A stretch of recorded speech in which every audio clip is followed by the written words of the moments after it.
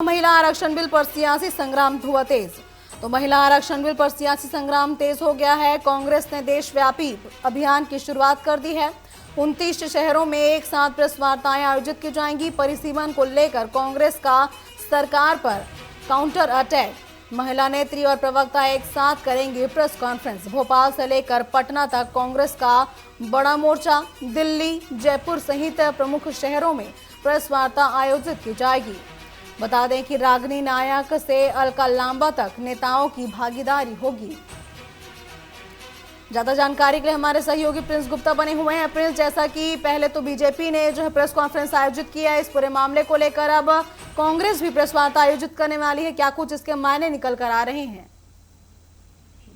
बिल्कुल, कांग्रेस भी कहीं पीछे नहीं होने वाली है इस मामले में। और जब राजनीति हो रही है, महिला आरक्षण बिल की बात होती है। 2023 में महिला आरक्षण बिल पास हो चुका था, लेकिन उसमें संशोधन, उस अधिनियम में संशोधन के साथ इसको पेश किया गया था और एक दिन की विशेष सत्र बुलाया गया था संसद का। और उसमें निश्चित तौर पर जो मंशा है कहीं ना कहीं पक्ष की, वो थी कि परिसीमन को भी, बिल को भी पास करवा लिया जाए उसके साथ। लेकिन फोकस में रखा गया है नारी शक्ति अधिनियम, नारी शक्ति वंदन अधिनियम को। तो स्वाभाविक है कि कांग्रेस काफी समय से इस बात को लेकर थी कि हम इस बिल के तो पक्ष में है, इस बिल से हमें कोई नाराजगी नहीं है, इससे कोई दिक्कत नहीं है। लेकिन उसके पीछे जो राजनीति हो रही है, उनका ये कहना है कांग्रेस का कि परिसीमन बिल को पास किया जाए इसके पीछे, जिससे कि कहीं ना कहीं देश को कई तरह के डिमेरिट्स और इनका भविष्य, राजनीतिक भविष्य भारतीय जनता पार्टी का सुरक्षित करना चाहती है वो 28-29 के चुनावों को लेकर। तो स्वाभाविक है कि जब राजनीति कहीं ना कहीं इस तरह की होती है तो उसमें पक्ष विपक्ष दोनों आमने सामने होते हैं।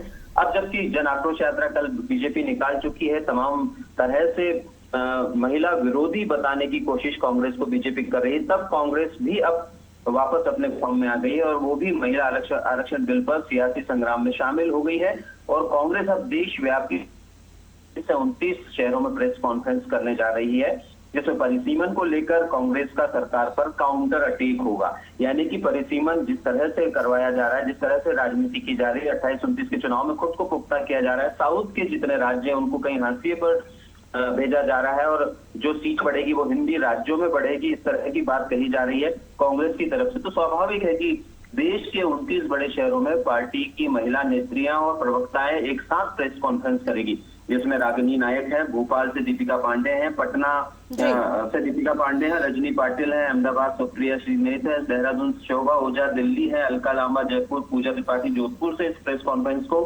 करेंगे। और निश्चित ही इसके जरिए बनाने की कोशिश की जाएगी कि किस तरह से इस बिल को लेकर और तमाम तरह की चीजें जो है भारतीय जनता पार्टी कर रही है। तो एक तरह से इसको कह लें हम कि कांग्रेस का ये बीजेपी की और काउंटर अटैक है। जी बिल्कुल जो है महिला आरक्षण बिल पर लगातार सियासी संग्राम जारी है। बीजेपी के बाद अब कांग्रेस भी कई जगहों पर प्रेस कॉन्फ्रेंस करने वाली है। अब आगे वाला समय ही बताएगा कि इस पूरे मामले में राजनीति कितनी और आगे बढ़ पाती है। फिलहाल तमाम जानकारियों के लिए आपका धन्यवाद प्रिंस।